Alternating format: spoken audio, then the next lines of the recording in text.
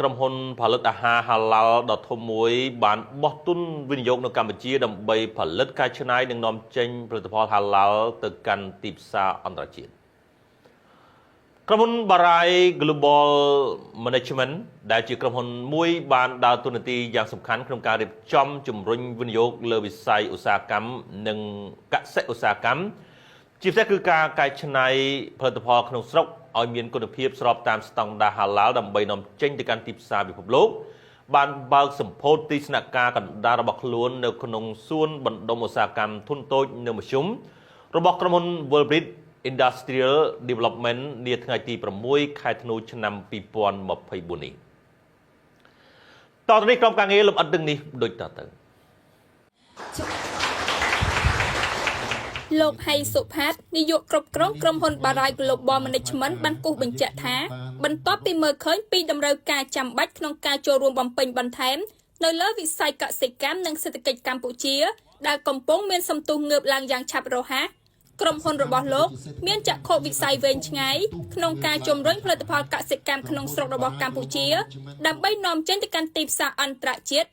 ដែលនឹងធ្វើឲ្យកាន់តែប្រសើរឡើងដល់ម្ចាស់អាជីវកម្មសហគ្រាសនិងប្រជាកសិករដែលកំពុងស្វែងរកទីផ្សារខ្សែច្រវាក់ផលិតកម្មក្នុងការផ្គត់ផ្គង់វត្ថុធាតុដើមយ៉ាងសម្បូរបែបរបស់កម្ពុជាក្រុមហ៊ុន BGM បានដាក់ចេញនូវគោលដៅសកម្មភាពសម្រាប់ផែនការរយៈពេល5ឆ្នាំរបស់ខ្លួនក្នុងគោលបំណងជំរុញការធ្វើពិពិធកម្មនៃការនាំចេញកាន់តែសម្បូរបែបបង្កើនផលិតភាពជួយដល់ម្ចាស់សហគ្រាស SME ពង្រឹងនិងពង្រីកដំណើរភ្ជាប់ជាបណ្ដុំសហគ្រាសមួយប្រកបដោយថាមពលបង្កើនសក្តានុពលការងារនិងធនធានមនុស្សនិងការអភិវឌ្ឍនៅបច្ចេកវិទ្យានេះបើតាមការគូសបញ្ជាក់របស់លោកហៃសុផាតនៅក្នុងពិធីសម្ពោធទីស្នាក់ការក្រុមហ៊ុន Barai Global Management នៅសួនបណ្ដុំសហគ្រាសធុនតូចនិងមធ្យម Worldbridge Industrial Development នាថ្ងៃទី6ខែធ្នូឆ្នាំ2024ដោយលោកបានចាត់ទុកទីតាំងនេះគឺជាទីតាំងដំបូងគេនិងតែមួយគត់នៅកម្ពុជាដែលជាកន្លែងបណ្ដុំសហគ្រាសទំនើបដែលស្របទៅនឹងឧស្សាហកម្ម 4.0 និងជាកន្លែងមួយដែលទទួលបានការលើកទឹកចិត្តផ្នែកពន្ធមួយចំនួន2រដ្ឋសម្រាប់ម្ចាស់សហគ្រាសដែលវិនិយោគនៅក្នុងតំបន់ SME Cluster នេះក្រុមហ៊ុន Barai Global Management Co Ltd មានចក្ខុវិស័យវែងឆ្ងាយក្នុងការនាំយកនៅផលិតផលកសិផលជំរុញនៅការផលិតក្នុងស្រុកធ្វើការនាំចេញសម្រាប់ទីផ្សារបរទេសតាមរយៈភាពជាដៃគូគ្រប់ជ្រុងជ្រោយដែលនឹងធ្វើឲ្យកាន់តែប្រសើរឡើងទៅដល់ម្ចាស់អាជីវកម្មសហគ្រាសរហូតដល់ប្រជាកសិករដែលកំពុងស្វែងរកនៅទីផ្សារជំរុញដល់ការផលិតគ្រប់សង្វាក់ផលិតកម្មរហូតដល់ការផ្គត់ផ្គង់វត្ថុធាតុដើមកាន់តែប្រសើរនិងសម្បូរបែបដោយផ្អែកទៅលើចំណុចពិសេសទាំងធនធាននិងសមត្ថភាពដែលយើងកំពុងមាននិយាយជារួម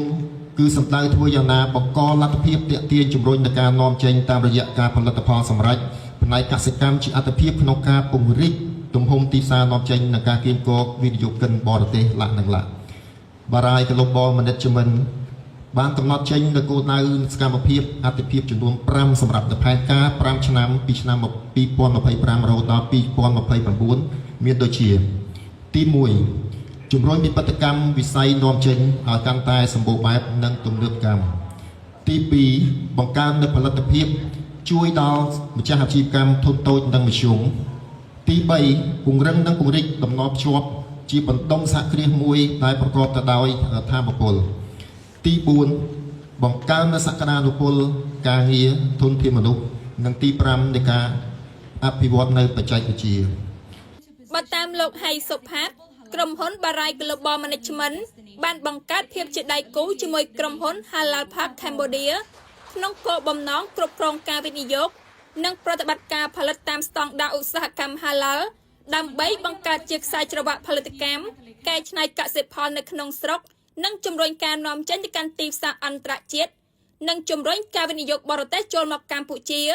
តាមរយៈក្រុមហ៊ុន Halal Park Cambodia ត្បិតថាក្រុមហ៊ុននេះគឺជាក្រុមហ៊ុនប្រកបដោយសក្តានុពលខ្ពស់ទាំងទំហំទីផ្សារនិងដៃគូវិនិយោគបរទេសខណៈដែលទីផ្សារផលិតផល Halal មានទំហំធំដោយតាមការព្យាករណ៍ទំហំទីផ្សារផលិតផល Halal នៅឆ្នាំ2030នឹងកើនដល់ប្រមាណ$5 ទ្រីលាន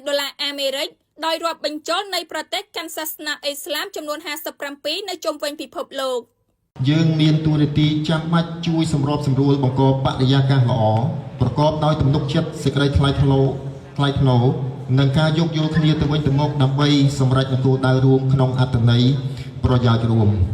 Halal Park Cambodia ជាក្រុមហ៊ុនប្រកបដោយសក្តានុពលអំណោយផលខ្ពស់ទាំងទំហំទីផ្សារនិងទាំងដៃគូវិនិយោគិនបរទេសដោយយើងបានដឹងរូបមកហើយថានៅលើទីផ្សារ Halal គឺជាមានទំហំធំដោយគ្រាន់តែរាប់បញ្ចូលនៃប្រទេសដែលកាន់សាសនាអ៊ីស្លាម Halal មានរហូតដល់ 57 ប្រទេសជុំវិញពិភពលោកក្នុងនោះការព្យាករណ៍កំណើនទំហំទីផ្សារនៅឆ្នាំ 2030 នឹងមានកំណើនកើនរហូតដល់ 5 trillion ដុល្លារឯណោះដូច្នេះយើងសង្ឃឹមយ៉ាងមុខមាំថាក្រុមហ៊ុន Barai Global Management នឹងក្លាយទៅជាកោសិកាមួយក្នុងនាមវិស័យឯកជនបដិញ្ញាជួយបំពេញបន្ថែមដើម្បីជំរុញឲ្យវិស័យសេដ្ឋកិច្ចបន្តរីកលូតលាស់ប្រកបដោយភាពធន់និងរឹតតែមាំមួយកម្រិតទៀត នៅក្នុងឱកាសនោះដែរអាដាមដឹមបូរ៉ាអភិបាលរងខេត្តកណ្ដាលបានវាយតម្លៃខ្ពស់ចំពោះក្រុមហ៊ុន Barai Global Management ដែលបានបង្កើតទីស្នាក់ការរបស់ខ្លួននៅក្នុងសួនបណ្ដុំសហគ្រាសធុនតូចនិងមធ្យម World Brick Industrial Development ក្រុងតាខ្មៅខេត្តកណ្ដាលនេះដែលជាការចូលរួមចំណែកដល់ការអភិវឌ្ឍបន្ថែមរបស់ខេត្តកណ្ដាលជាមួយគ្នានេះអាដាមដឹមបូរ៉ាក៏បានលើកទឹកចិត្តដល់ក្រុមហ៊ុន BGM ឲ្យបន្តខិតខំកៀរគរអ្នកវិនិយោគឲ្យមកបណ្ដាក់ទុននៅក្នុងតំបន់នេះបន្ថែមទៀតត្បិតថាខេត្តកណ្ដាលគឺជាខេត្តមួយដែលមានសក្តានុពលខ្ពស់ទៅលើគ្រប់វិស័យ ហើយខ្ញុំក៏សូមថ្លែងអំណរគុណយ៉ាងជ្រាលជ្រៅនិងកោតសរសើរចំពោះក្រុមហ៊ុន Barai Global Management បានធ្វើការបោះទីតាំងស្នាក់ការនៅក្នុងសួនបណ្ដុំតំបន់ប្រមូលផ្ដុំសហគ្រាសធុនតូចនិងមធ្យម World Bridge Industry Development Co Ltd ក្រុងតាខ្មៅខេត្តកណ្ដាលដែលជាការចូលរួមចំណែកមួយក្នុងការអភិវឌ្ឍដល់ក្រុងតាខ្មៅក៏ដូចជាខេត្តកណ្ដាលរបស់យើងខ្ញុំជាមួយគ្នានេះខ្ញុំសូមលើកទឹកចិត្តដល់ក្រុមហ៊ុនខិតខំគៀកោដល់អ្នកជំនួយផ្សេងៗបន្ថែមទៀតឲ្យមកបណ្ដាក់ទុនដើម្បីធ្វើការអភិវឌ្ឍដល់ខេត្តកណ្ដាលថែមទៀតព្រោះថាខេត្តកណ្ដាលជាខេត្តពោពេញដោយសក្តានុពលសូមជម្រាបថាក្រៅពីពិធីសម្ពោធទីស្នាក់ការរបស់ខ្លួននៅក្នុងឱកាសនោះដែរក្រុមហ៊ុន Barai Global Management ក៏បានចុះហត្ថលេខាលើអនុស្សរណៈនៃការយោគយល់គ្នាជាមួយក្រុមហ៊ុនដៃគូមួយចំនួនក្នុងគោលដៅជំរុញការគាំទ្រដល់ប្រតិបត្តិការរបស់ក្រុមហ៊ុនខ្លួនផងដែរ